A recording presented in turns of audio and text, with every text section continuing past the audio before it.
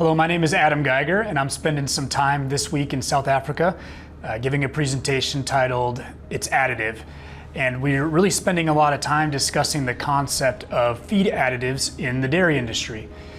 There's a lot of feed additives out there, and I think it's really important that we at least consider how feed additives can help us make our farms more productive. There's a number of things we need to consider when it comes to feed additives, and that's what I'll spend the first portion of my talk discussing. We need to understand which life stage of the animal we're targeting.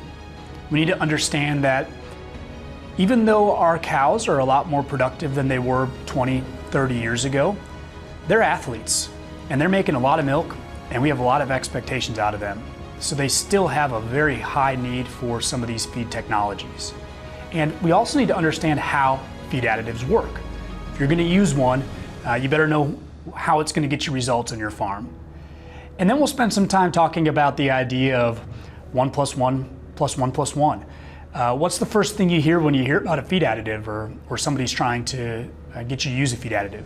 It's going to get you a liter of milk, right? But unfortunately, if every additive actually got you that liter of milk, we wouldn't have to do anything else, because we could just feed 50 additives and get 100 liters of milk a day and life would be good. But that's not how it is. So we'll spend some time talking about how to evaluate feed additives. And two big things we'll look at is making sure we understand the research and that it's good, sound research that's gone into these additives, and that we also know how to analyze them from a return on investment standpoint to make sure they're going to make sense financially for our operation. And then I'm going to finish the talk with two quick examples.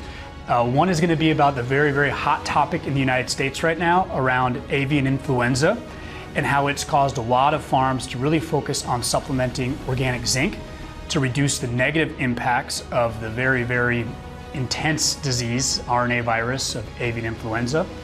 And then we'll wrap up with a conversation around first in, last out.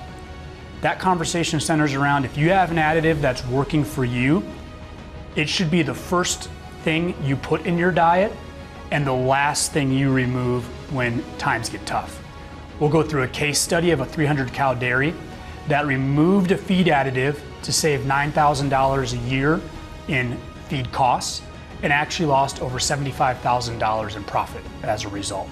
And so I hope you guys have a chance to listen through. I hope you enjoy it, and I hope we get the chance to interact over the course of this week and on my future trips to South Africa.